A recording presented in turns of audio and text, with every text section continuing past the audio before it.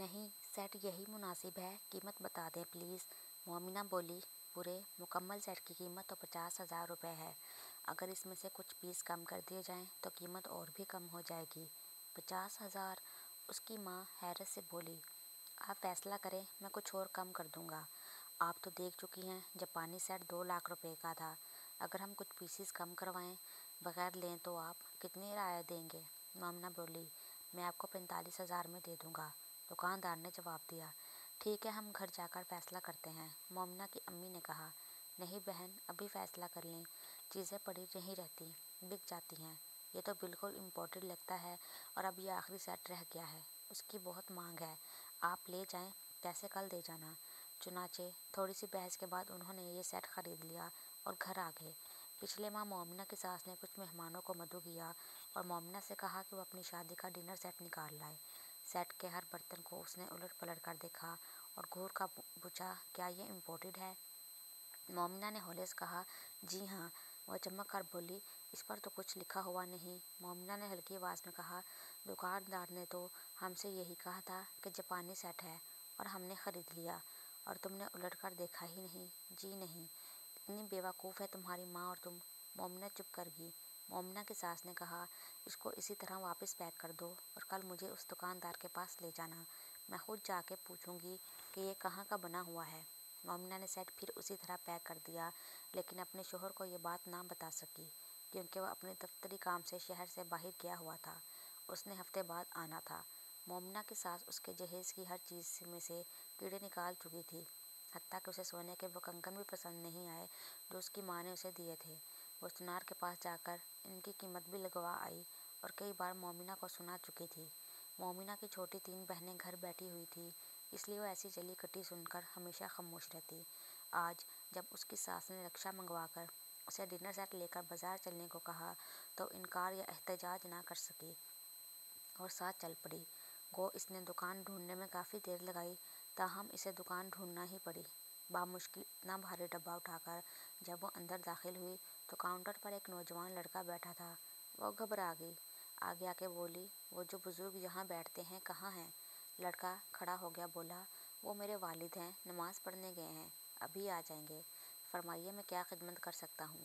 نہیں، ہم ان کا انتظار کر لیں گے، مومنہ نے کہا۔ اس کی ساس ایک اسٹول پر بیٹھ گئی اور ہانپنے لگی۔ مومنہ ادھر ادھر دیکھ کر بیٹھنے کی جگہ ڈھونڈ ہی رہی تھی کہ دکاندار آ گیا۔ مومنہ نے اپنی آنکھوں میں نصیب کا سارا دکھ بھر کے اس کو دیکھتا اور دیکھتی ہی رہی۔ وہ بھی حیران ہو کر برقع پوش لڑکی کو دیکھنے لگا، پھر اسٹول پر بیٹھی اس کی ساس کو دیکھا اور آگے آ گیا۔ جی فرمائیے، ساس کے پاس آ کر بولا۔ اب مومنہ ڈبہ آگے کر کے بولی، یہ ڈنر سیٹ ہم نے آپ کی ابھی اتنا ہی کہا تھا کہ اس کی ساس کھڑی ہو گئی اور کرخت لہجے میں بولی، کیا یہ ڈنر سیٹ امپورٹڈ ہے؟ بس اتنا بتا دیں۔ دکاندار نے پہلے مومنہ کی طرف دیکھا، اس کی آنکھوں میں نمی تھی اور نمی میں ایک التجا تیر رہی تھی، یوں لگتا تھا ابھی روئی کہ روئی۔ دکاندار نے کہا، میں دیکھے بغیر کیسے بتا سکتا ہوں؟ ڈبہ آپ کے آگے پڑا ہوا ہے، کھول کر دیکھ لیں۔ دکاندار ڈبہ کھولنے لگا، اس کا بیٹا بھی آگے آ کے اس کا ہاتھ بٹانے لگا، پھر اس نے 2-4 پلیٹیں نکالیں اور الٹ پلٹ کر دیکھتا رہا۔ ایک نظر اس نے مومنہ پر ڈالی، اس کے چہرے پر عجیب بے چارگی تھی۔ ساس ساتھ کھڑی ہوئی تھی، مومنہ منہ سے کچھ کہہ نہ سکتی تھی، بس آنکھوں ہی سے اپنی بے بسی کا اظہار کر رہی تھی۔ بی بی، آپ اس کی رسید لائی ہیں؟ دکاندار نے براہ راست مومنہ سے پوچھا۔ جی نہیں، پتہ نہیں اب رسید ہوگی یا گم ہو چکی، میری شادی کو 2 مہینے ہو گئے ہیں۔ دکاندار کی سمجھ میں ساری بات آ گئی۔ رسید سے کیا مطلب؟ آپ دکاندار ہیں، آپ نے سیٹ بیچا ہے، آپ کو معلوم ہونا چاہیے یہ پاکستانی ہے یا امپورٹڈ۔ ساس تلخ لہجے میں بولی، جی جی۔ وہ آرام سے بولا، میرا خیال تھا یہ شاید واپس لوٹانے کو لائی ہیں۔ ٹھیک ہے، پہلے بتاؤ، کیا یہ جاپانی سیٹ ہے؟ دکاندار ذرا سا مسکرایا۔ مومنہ کی سانس حلق میں پھنسنے لگی۔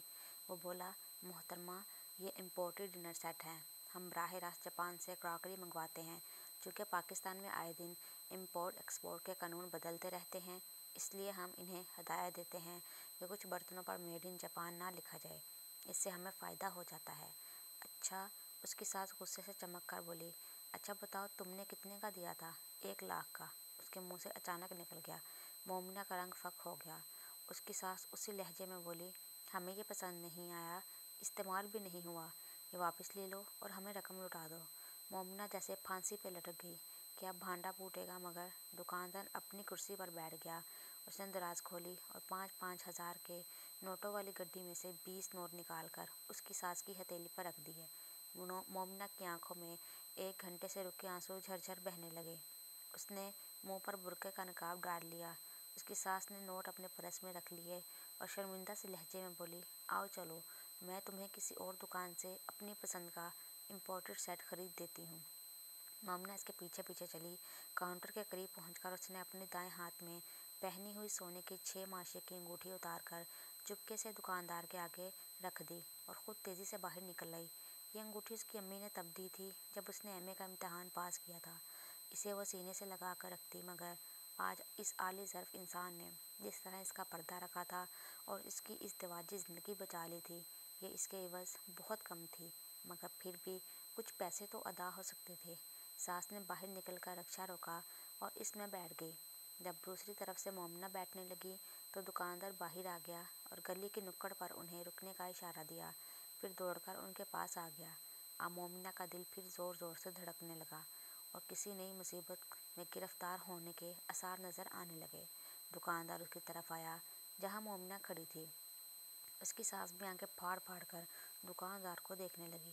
وہ مومنہ کے قریب آ گیا اور ہاتھ میں پکڑی انگوٹھی اس کی طرف بڑھا کر بولا، بیٹی، یہ شاید آپ کی انگوٹھی ہے، جہاں آپ کھڑی تھیں مجھے وہاں سے ملی ہے، اس کو سنبھال لیجیے۔ شکر ہے اس وقت دکان میں کوئی اور نہیں تھا۔